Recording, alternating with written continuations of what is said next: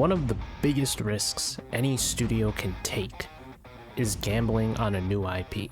With it, there are no guarantees. And with massive corporate studios, I'd argue sometimes that it's somehow more impressive that instead of digging into their existing bin of previously well-known IPs, they would dare to gamble and take a big chunk of time, money, and passion to allow the team that is developing the game to create something brand new. And even more astonishing is the team getting this idea greenlit in the first place. 5 years ago, Bandai Namco took a gamble on a brand new IP, something that today seems to just be a lot less common. The team developing the game was led by developers of other prominent Bandai jrpgs, and the game in question is Scarlet Nexus.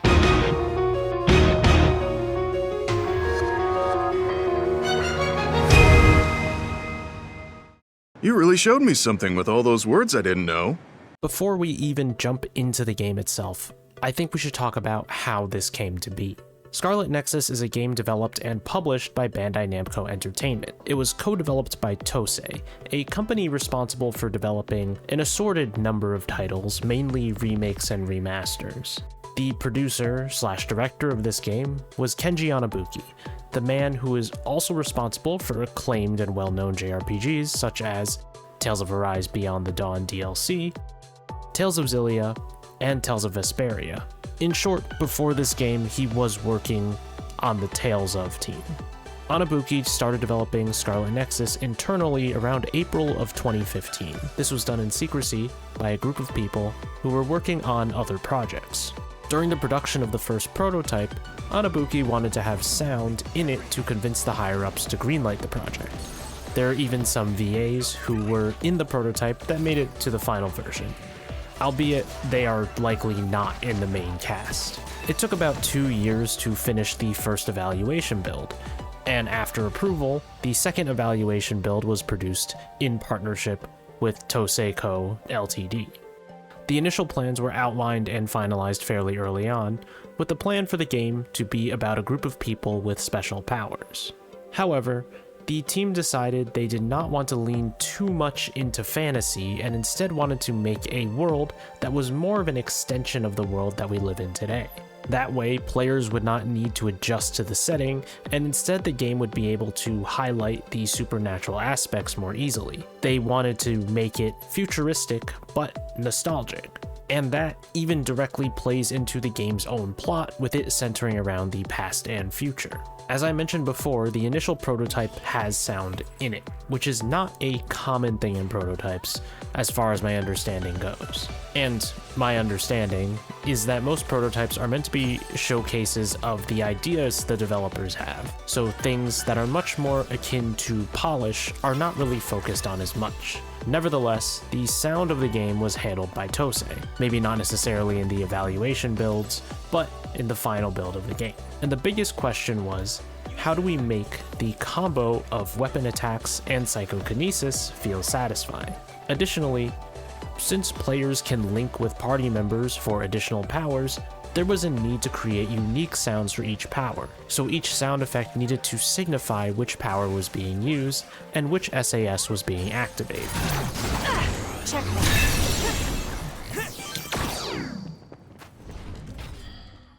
The music was handled by the Bandai Namco sound team, and featured a coexistence of, again, nostalgia and futuristic theming, as the world design was also focused around the same thing.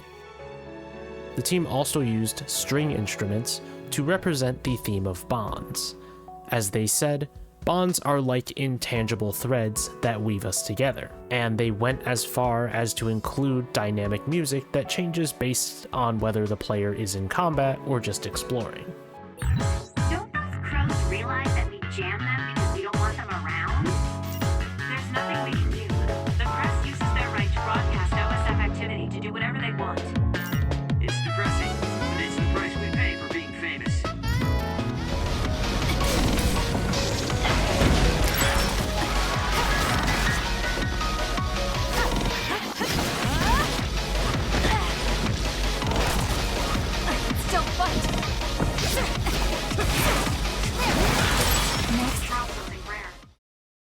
Scarlet Nexus was revealed at the Xbox Showcase in May of 2020.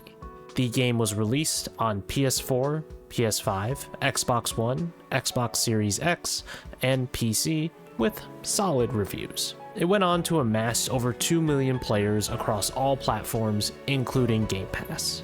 And this just in now, Scarlet Nexus has officially sold over 2 million copies. And with that, let us move on. Don't take your hands off the red strings. So what exactly is Scarlet Nexus? It's a single-player JRPG with a large focus on action combat. But I think it also goes a lot deeper than that.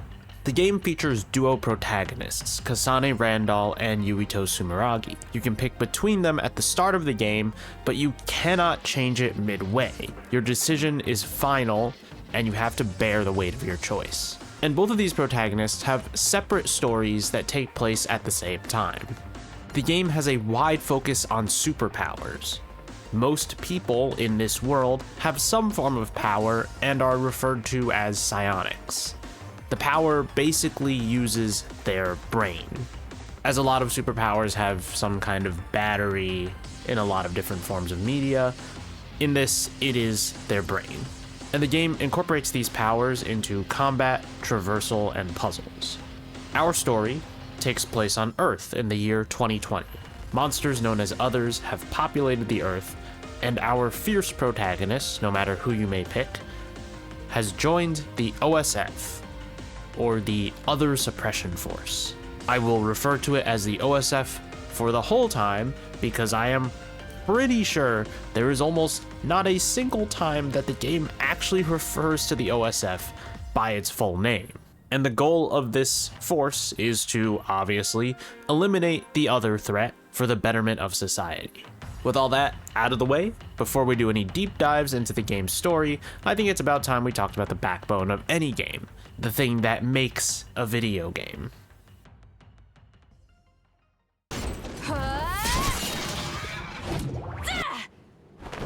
It's done.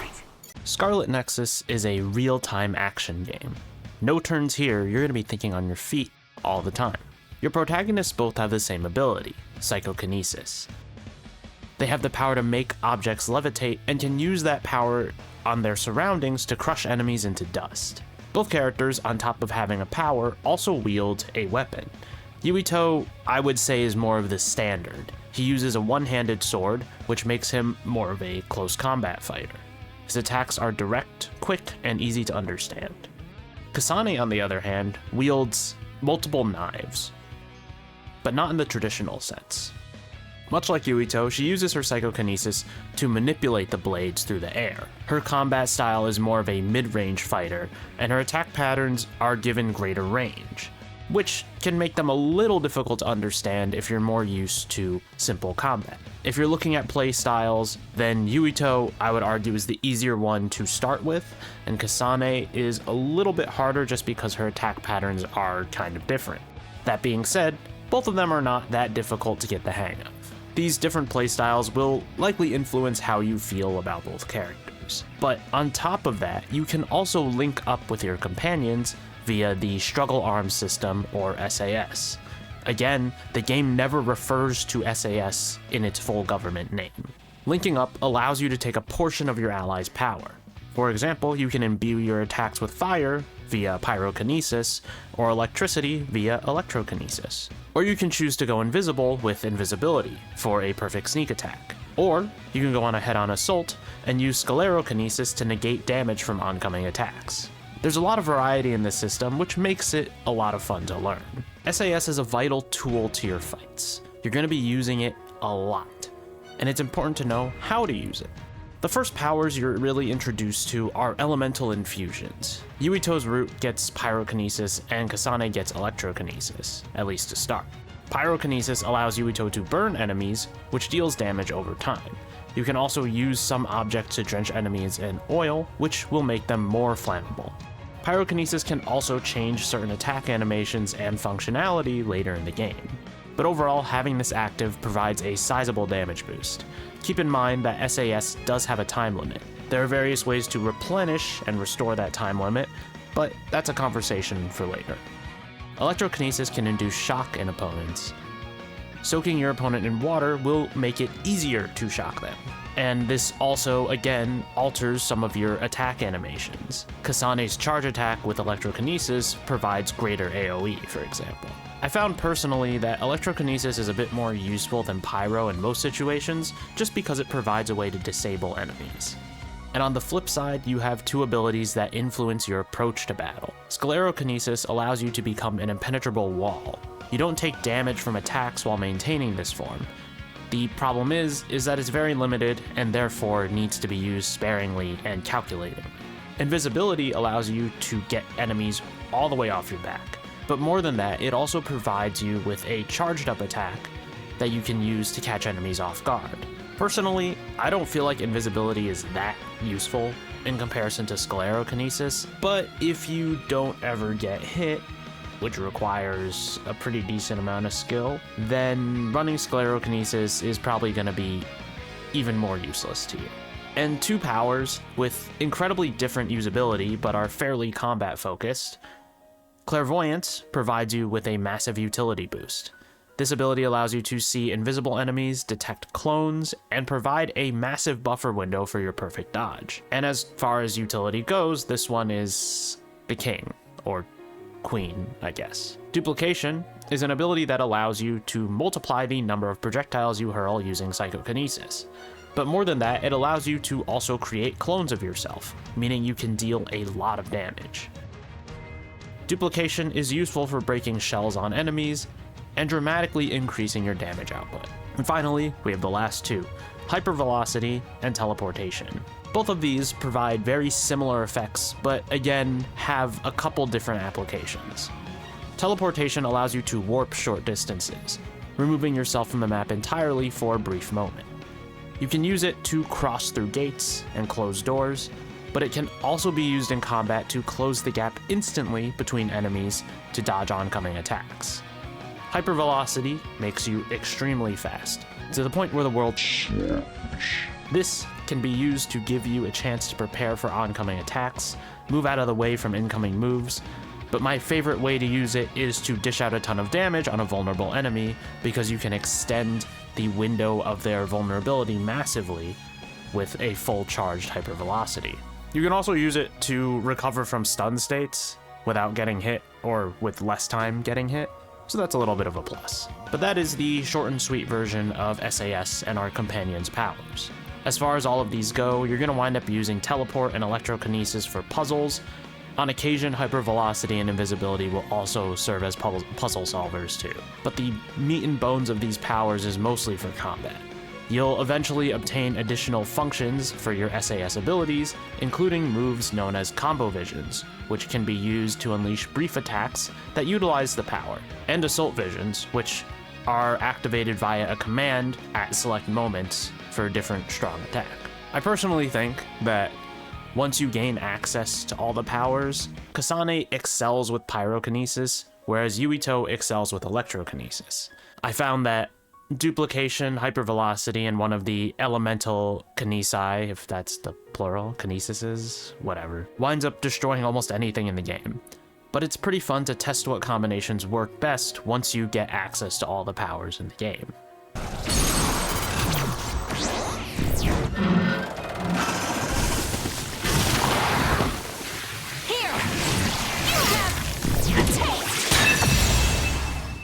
Do you want to hear more? We could also go on a diet together. Learning the mechanics of combat is essential to enjoying the game. But outside of combat, there is also a lot to do. Tackling fetch quests and other objective side quests will net you some extra items, but the core of the game outside of combat is the bond episodes. These are essentially short cutscenes with dialogue taking place between 2 to 3 characters. A majority of them are one-on-one with your current protagonist and another character. But within the existing DLC, there are also combined episodes, and within the game, there are a handful of group episodes as well. These serve as character development to your party members and other characters outside of the main story. People often compare them to social links in Persona, but I'd argue that without the dialogue options and choices, they're really not the same. But they serve as decent side content to get to know your allies, give them some development the main story doesn't give them, and just allow for character interactions that don't have to involve the severity of the main plot. I'd recommend you complete them as they offer unique passive and active buffs for your SAS, including extended time usage, restoration of the SAS gauge mid-combat, combo and assault visions, and unique character changes to how the power functions in combat. Basically, it feeds back into the loop of having something outside of combat influence combat down the line.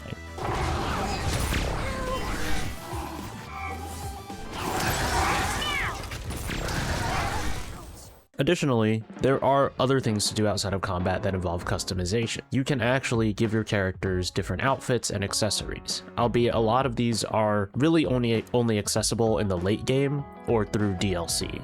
Most of the outfits are not especially different. A lot of them pretty much use the same skeleton as the original outfits. They still look fairly decent. They're just not that different from the main outfits. If you examine it, you'll be able to tell which parts of the DLC and custom outfits are the same parts as the original outfits. There are also little accessories you can give your characters to give them your own personality and make your playthrough a little more unique on the visual side of things. But another aspect of this is that while trying to obtain bond episodes, it is important to give your allies gifts. These gifts will raise their kind of invisible affection level until they are ready to proceed to the next bond episode. And also, as you give your allies gifts, you'll begin to see your base of operations begin to look more alive. And the further you go into the game and the more allies you obtain, the more colorful and fun your base tends to look.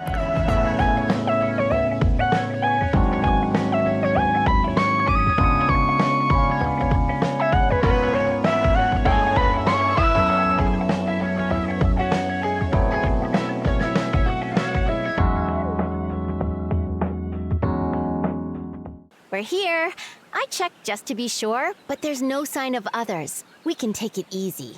Scarlet Nexus is a linear game.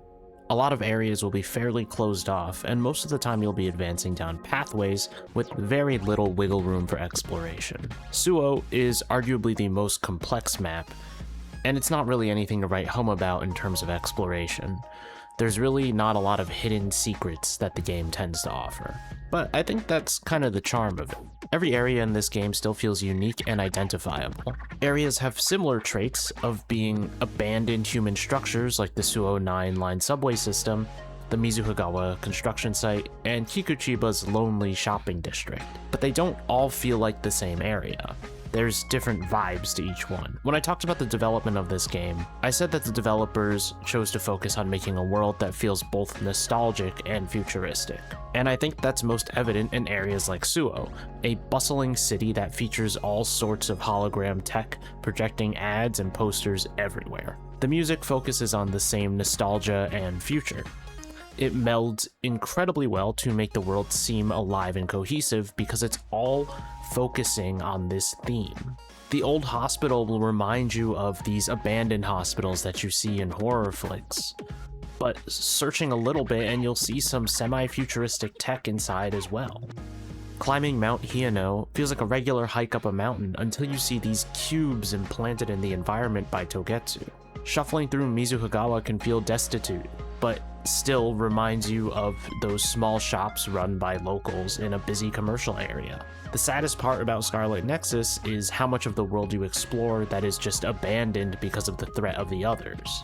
But it is that world design that shines brighter because of how focused the areas of the game are. Instead of having to create a massive open world, the developers were able to focus down into making areas that feel big enough for battle while not being obnoxiously big to avoid making the player feel like they have to cover a lot of ground to reach the next objective.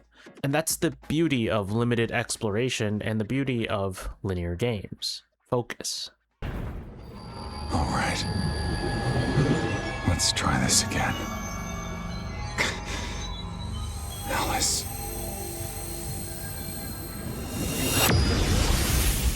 And as with the development of this game and the world, focusing on nostalgia and future, that theme carries itself through the entire narrative of the game. Now, I'm not going to sit here and summarize the story.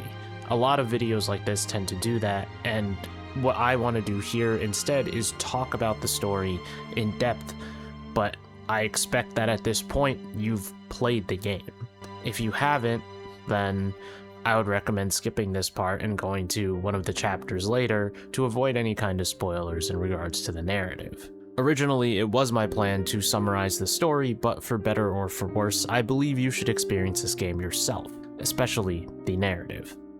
It is not the strongest JRPG narratively, nor does it always flow together with all of its shifting gameplay elements, but it is undoubtedly good, and it doesn't need to be more than that.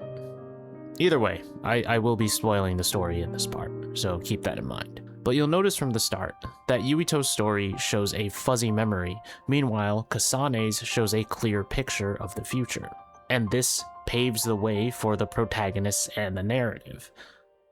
A lot of Yuito's early story focuses on this fuzzy memory of Kasane, where he can't totally get a grasp on what exactly this memory is, or how it's even possible given that Kasane is right in front of him, and she's at the same rank he is. She's a starter cadet in the OSF, so it doesn't really compute in his head how is it possible that she was there, but also here.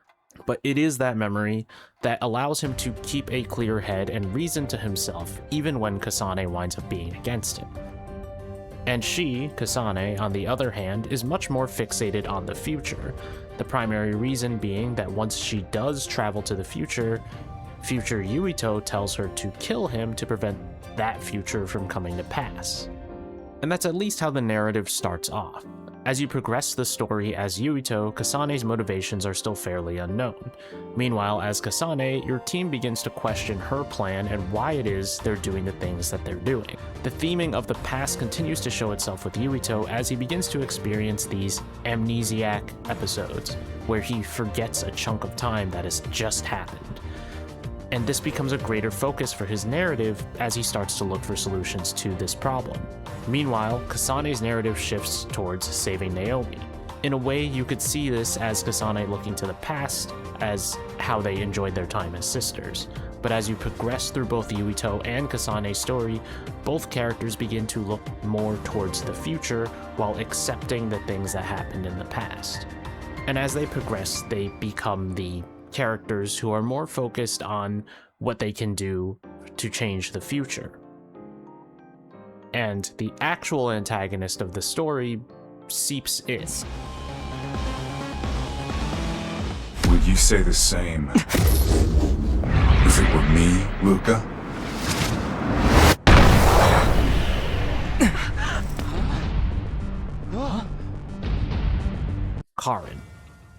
Karin is stuck in the past, infinitely looping through time, attempting to save Alice. While the protagonists of the story are attempting to save the world from its doomed future, Karin refuses to stop his attempts to alter history in order to save Alice. When you get into his DLC episode, you learn about a few previous loops, and the fact that he's done this so many times, he doesn't remember what loop he's on. He's the perfect example of someone stuck in the past, so much so that he literally is in the past. Unable to handle his grief and move on, he doesn't even look to escape it, he looks to correct it. He's had the time to grow, to learn, to be better, but he refuses. It's as if he's frozen in time. And the game's story really is about how looking to the future and growing from the past is important, and how staying in the past, stuck in your past, will only trap you in your pain. Yes, he's right. What happened to Alice is tragic, and it's mirrored in Naomi for Kasane and Nagi for Yuito. But if you allow tragedy to trap you, you will never grow and you will never get to live. While Karin attempts to rewrite history, the main cast of characters refuses to allow the past to be changed. That's not to say they don't believe that maybe it would be better if those things didn't happen, but at the same time, changing the past can change the future in the rules of time travel in this narrative. And since Yuito and Kasane can travel through time with their combined powers, they could go back and attempt to stop Naomi from metamorphosing, and stop Nagi from being rehabilitated by the government, but they don't. And you could view that as cruel. It is quite a cruel fate that both of them have been left to. But, like I said before, the alteration of the past leaves potential for a worse future. They never fully elaborate on the rules of time within this and the rules of fate, so to speak, as JRPGs do like to go into changing your destiny and whatnot. But maybe these events would happen regardless. Even when you hit the end of the story, when Karin erases his existence, there still is a Seiran and Suo rebellion, there still is the same Metamorphose research. Things don't change even with Karin's involvement being erased. With him being gone, there is someone new who takes his place in the timeline. So it's entirely possible that even if Yuito and Kasane changed Nagi and Naomi's fates respectively, someone else would have to take their place. Until the end, Karin refuses to abandon his quest. Only by erasing his own existence does he save Alice.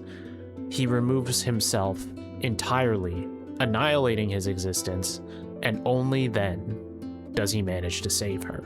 The past is important. This game does not try to tell you that the past is not something you should care about, but it's not something you should be trapped by. These experiences make up who you are, and without them...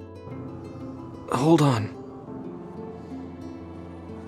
Who am I? But the importance of your past cannot block you from overlooking what to do about your future. Even if you could change the past, would it truly help you achieve your goal? Or would you just be stuck in this endless loop attempting to achieve the outcome you wanted? You don't know what will happen if you change one event from your past. And you may find that the only way to achieve the outcome you want is to remove yourself entirely from the equation. You can argue that Karin's goal is selfless, that he's attempting to save a life, and in the end he trades his life for Alice's. And he is saving her in that way. But I don't think the messaging of the game is playing it off that way. Karin's story, Karin's rewriting of history is invalidating the past. He is unable to achieve happiness because he cannot move forward. And I understand that, especially with the loss of a loved one in such a grotesque way, it's difficult. But in the end, he doesn't even achieve happiness for himself. He saves Alice at the cost of his life and altering the events of history, therefore the past of everyone else. The only people who remember him are the people who were linked to SAS at the time. I believe that the game is trying to tell you that Karin's goal is selfish. Even though he is saving a life, he has essentially turned the timeline into his own plaything. Allowing people to die however they will, doing whatever he can to save Alice, but always failing, but still just going back in time because none of it matters. If he can change the past and maybe these things don't happen, none of it truly makes a difference. But I also don't think they're trying to paint Karin as entirely a bad person, but trying to show that his aim kind of changed him into a monster. From making drugs with human brains to allowing the government to run extensive testing on people, Karin isn't some saint for trying to save Alice. As I've been saying, how many people had to die in order for Alice to live? It doesn't matter if you go back in time and change the past, those people still died in that timeline. That was on your watch. How many times did Karin rewrite history to get the outcome he wanted? And how many people had to suffer for his goal to be achieved? The answer is likely impossible to determine, especially since Karin himself doesn't know how many times he's looped. And as I said before, even once he removed himself, it doesn't change what happened. There was still corruption in the New Himuka government, and in the end, the only thing that Karin seemed to be able to change was that Alice got to live, basically exchanging his place in time for hers. And that's why the game frames him as an antagonist. Not as negatively as some may make it seem, but in truth, while he does achieve his goal, he doesn't leave the world a better place. It's still the same without him as it was with him. I was gonna die either way. What should I have done differently, huh? And in theory, he probably could have used his powers to change that and truly make a better world. But instead he squanders it for his own gain, for this goal. Alice would have wanted Karin to live and not stay stuck in the limbo of his past. But until the end, Karin refuses to allow that to come to pass. His continued obsession with the past is used to paint him in a negative light. Meanwhile, Yuito and Kasane both agree that the past has happened, and even if there is a way to change it, they cannot dwell on what has happened forever. Instead, they have to work towards a better future with the actions and events of the past in mind, to remember that hopefully these things will never happen again under their watch. What's the big deal? It's easy to know what someone's thinking when you're together. Again, I'm not especially interested in sitting here and breaking down every single party member and every single party member's story, but their general gist still ties into the past and future theming for all of them. Many of your party members have either traumatic pasts or formative events that have shaped them into who they are today, but by advancing their bond episodes, you can get to see them learn that maybe they don't have to be exactly how they are. Maybe they can change. And they may not be able to alter what has already happened to them, but by reconciling with their past, they can learn to change for the future. Gemma is kind of one of my favorites in regards to the theming of this story. In Yuito's Bond episode, he learns how to open up to try new things. He may not be young or understand the youth, but he decides to be a bit more flexible and open to the world, as intimidating as these new ideas may seem. And you also have characters like Kagero and Kyoka, who are running from their past during the story, but they weren't able to stop it from catching up with them. And they learn with the help of Yuito and Kasane that they can't stay stuck in the past forever, and to really live, they have to make amends and continue to do good. And there are some episodes that might not do a ton of advancement. Some of them are more just to learn more about the characters. But the characters just, and your party members just come in all sorts of flavors. Shiden is a character that is really difficult to like, especially for a lot of people. He's pretty high on the tsundere scale, and he's just kind of actively a dick. It's one of those things where you can meet a person, they can give good advice, or they can say things that in deeper meaning are for the better for you, but they're not good at talking to people. They don't know how to hold a conversation. And if you sit and listen to his Bond episodes and learn about him, you can understand his point of view to some extent. I always like to say that video games are not real life, and while I'd never really be friends with someone who talks to me the way Shiden does, in a game I can tolerate him and learn about who he is as a character. Again, you cannot like him. I don't think Shiden is high on my list of favorite characters, but I think that it's a video game, so I have no issue with tolerating that kind of behavior from a fictional character. And again, how many times I'm going to repeat this, but the past and future are just both incredibly important parts to Scarlet Nexus in all aspects. The game and the writers, the developers, the team behind it really focused down onto this theme to make sure most everything kind of revolved around that. So here's a token of my appreciation. Take it. Appreciation? My vision! There is a very unique approach to how this game is presented, and it's probably the most controversial aspect of the game. Scarlet Nexus was likely developed on the lower end of the budget scale, as it is a new IP and also a JRPG, which means there likely wasn't a ton of money to go around. That said, this could also be considered an artistic choice as well. I'm not sure whether the game is using it as an artistic choice or as a replacement in terms of the budget. It could be a mixture, and likely is a mixture. The story content of the game is mostly shown via panels. These tend to illustrate moments that are happening, but avoid really adding a lot of movement. Kind of like a comic book or a visual novel. A lot of the time the game will indicate movements with sound effects and slight alterations to the panel, such as shaking or like some kind of motion blur. Leave my brother to me.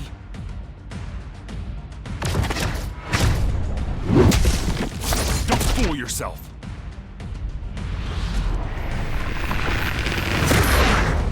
but there are very few moments that are represented through traditional cutscenes. A lot of people will find this jarring, as a majority of JRPGs do this a little bit differently, usually showing their stories using a bunch of reused animations and text boxes to give more of a dynamic feel to these kinds of moments. But to forego this option of creating all these, to avoid having to create these reusable animations and constant movement, also allows for a greater variety of poses, since this game chooses that comic or visual novel style approach. There are pros and cons to this, and like I said, it just allows them to spend more time making these scenes a little bit more interesting. You don't have to resort to using the characters' battle animations for these cutscenes, or saving resources by giving them very basic talking animations where they just kind of move their hands in a generic way to simulate the point that they're talking. At the same time, a lot of the visualization aspects require you to use your head to fill in the gaps. And maybe that's intentional with this game's focus on brains? Huh. Never really thought of it until I started writing this and saying it. But now that I'm saying it, it kind of feels maybe that is the intention. Anyways, I don't mind this style of presentation. I think it gives the game a unique feel, but I can understand why people are put off by it, since there are very few games that would approach presentation this way, and even some games made by smaller companies with less budget that are given full animation. Also, in regards to using your brain to visualize, I also know that some people cannot fully imagine full images or animations in their heads to fill in those gaps. So for an entire group of people, that just doesn't work. Which is also pretty funny because of the fact that there are people in Scarlet Nexus who don't have powers, who are, I don't know if I'd say discriminated against, but basically treated as disabled in the society of the story. But I think if we get into that, that's stretching the symbolism of it too far. Anyways, I don't count the presentation as some big plus or minus for this game. I think it's just kind of in the middle, where it is much more divisive and works for some people and absolutely falls flat for others. And sometimes that's just completely out of their control. Some help, Luca! Can't go further. Do we look for a different route then? I spoke a little bit about the sound during the chapter on development of the game, but I wanted to get a little more into it here. Sound design in a lot of games feels overlooked. There is a reason certain games can make simple actions feel so satisfying to pull off, while other games struggle to relay that same feeling. This has to do with animation, but I think sound is a huge part of that as well. Scarlet Nexus has a lot of unique sounds. The game tries to blend these supernatural and extraterrestrial elements together, and I'd say that that's most noticeable with teleport.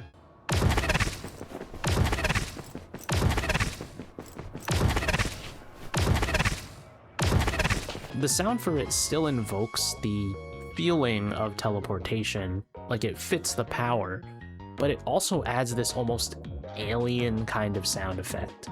It avoids shifting too far into the supernatural or the fantastical because the others are not fully fantasy beings, but creatures created using organic matter from Earth.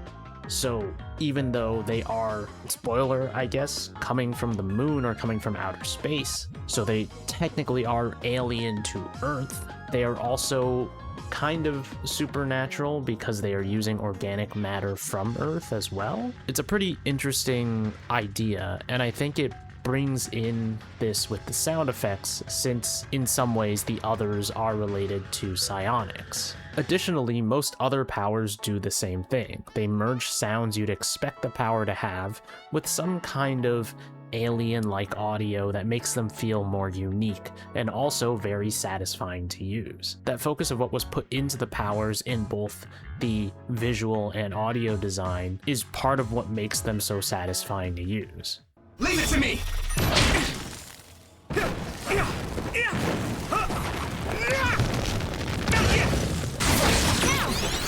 This is fire. It's gonna keep hurting you. Be careful. Run, youngster! Though I will say that some sounds leave a little bit to be desired. I wish sclerokinesis had more of an impactful sound on damage negation, but I truly can't complain because a large portion of this game's audio is done so well that it gives the game its own unique flavor. It's easy to see a game use decent sound effects and never be bothered by it, but it's rare to see a game nail sound in a way Scarlet Nexus does, and that allows it to stand apart from many other anime action games. There's nowhere to run. All right.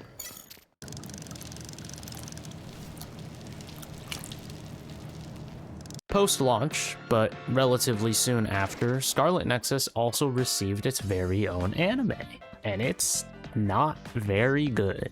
If you're looking for more character interactions, then maybe it's a decent way to get your fix, but it attempts to tell the story of the game within 25 episodes. I don't think that's an impossibility, but on top of that, it also actively alters events in the game that result in a less impactful and much less interesting narrative. The animation is really nothing to write home about. It's fine. It's not bad, but you know, it's passable. And you know all the praise I gave for sound?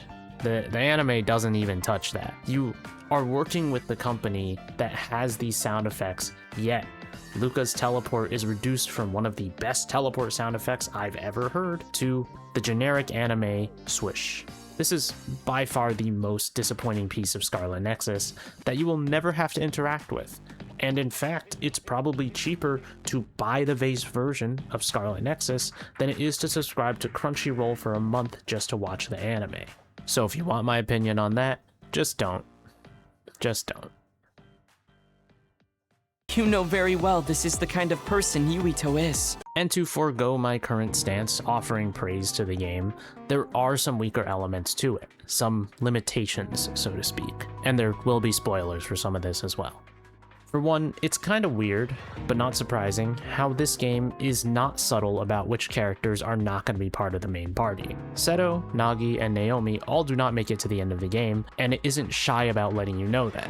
It's a little suspicious when they are so core to the main plot in the beginning, yet the game does not offer any form of SAS for them. And I understand why, as by the end of Phase 4, all of them are obviously not going to be part of your party, and if they are, it would not be until much later. But even at least Seto could have been given the same SAS as Shiden, since they are both using electrokinesis. But he is not. He's just not given an SAS. And given that Kasane and Yuito both get psychokinesis SAS in the beginning, despite the fact that they're teamed against each other in the early narrative, makes things continually a little suspicious. But I also understand it's not totally worth developing extra SAS features that will only be used 1 or 2 times during the story. And given the game was likely on a more limited budget, this was just not an option. That said, I still think that it does, maybe it's confirmation bias because I finished the game already, but it does kind of give away that they might not be main characters, despite them seeming like they should be main characters. But I guess that's also why some of the events in this game happen pretty quickly. And also, the event whiplash of this game can be quite interesting. I don't personally struggle with it, but I've seen a lot of people over the years be kind of vocal how it's weird to go from Kasane's team trying to kill Yuito to hanging out at Masubi's for a social event. And I get that. It's certainly not the easiest thing to handle, but I think the developers wanted to avoid adding an influx of content to the late game that would interfere with the pacing and overwhelm players. Bond episodes are not the most interactive form of content, so imagine getting an influx of 3 to 4 per every team member in Kasane or Yuito platoon once you guys are all together. It's a lot to sit through, since you already have the existing Bond episodes between your platoon members. Once you all come together, that would give you almost probably over 20 episodes to deal with in one sitting. So I think this is a better compromise. But it is something that still bothers players regardless, and probably or maybe it bothered you at the time when you were playing. The way I personally understand it is that while they are working against each other, these characters don't actively hate each other. Even Kasane doesn't really hate Yuito. But unfortunately, since they are working against each other, and that can lead to some underlying guilt of trying to attack another team without really feeling like they needed to. I think it's kind of weird, but I don't know. I just kind of let it slide. I don't think it's that big of a deal to me. There are also some events and characters that feel not totally up to snuff. The whole conflict about the Seiran and Suo governments feels a little underbaked. I get that the narrative is not really about that, but it just kind of happens and doesn't really resolve itself in any way. On top of that, both Kodama and Yuta in Kasane's route just kind of exist. Their roles could be any other character and no one would bat an eye. And this isn't an issue, but it's something I wanted to bring up. Yuito questions whether Karin is his ancestor at the end, and part of me is kind of like, well, Karin has a one-track mind of saving Alice, and since he loved Alice, I don't think he would, try this, but also, like, he was trying every possibility. It's entirely possible that he could have attempted to alter the bloodline of Yakumo Sumeragi at some point to see if that would have an effect. But it could also tie into how Yuito was able to leech off Kasane's power.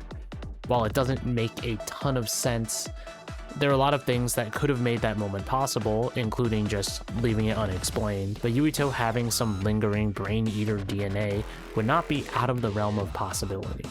Again, I don't really think powers are completely hereditary in this game. It seems like they're just kind of random, so I don't know.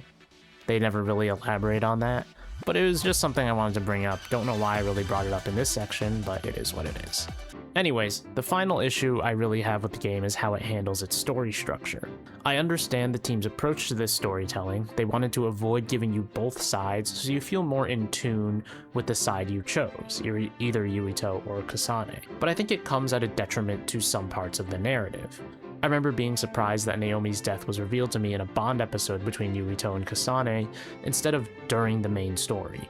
To me, it's such a major event that she turns into an other at the beginning of the story that it's weird that they don't really give you that scene, but it also makes sense because that scene is more for Kasane, and it's the same way Nagi's death is revealed to Kasane in a Bond episode.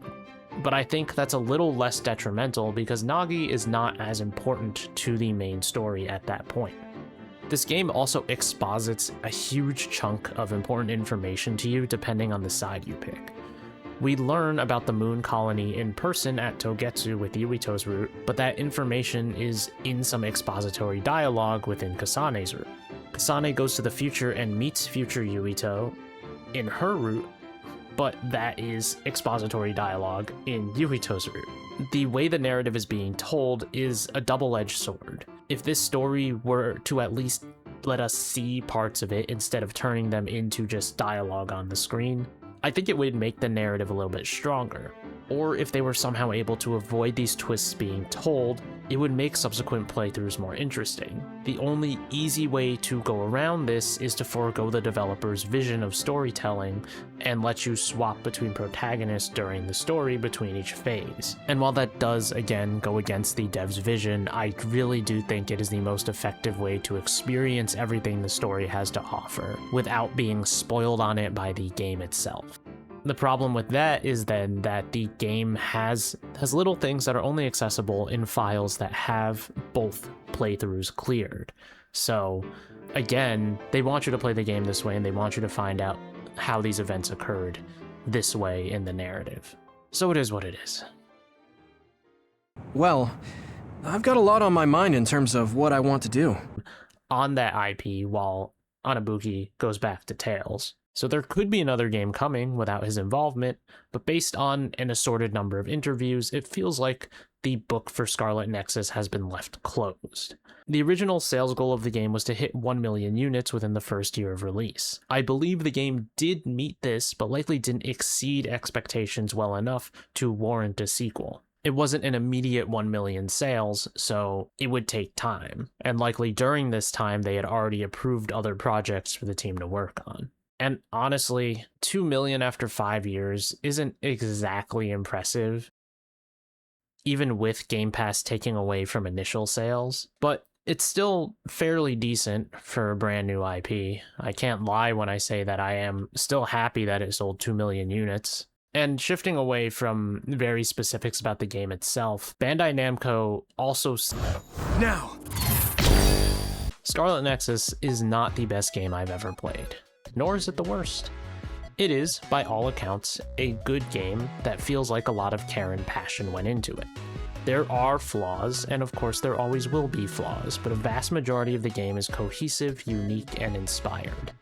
From its incredibly satisfying sound design to its consistent themes and direction, the game holds a dear place in my heart for being, 1, the first game I ever reviewed on this channel, and 2, being a game that reminds me that every game is worth trying at least once. If you have played it, I encourage you to share your experiences in the comments, and if you haven't, I think it's a good title to pick up, now that it rarely costs more than $15 as well. And this is my first time doing one of these bigger size reviews like this, so let me know what you think of it in the comments down below. And if you'd like to see me create more videos like this, you can leave a like as well, or just leave a like if you enjoyed the video. I would really appreciate it. You can subscribe to see more videos about JRPGs in the future, and if you made it here, thank you for taking your time to watch this, and I hope to see you guys next time.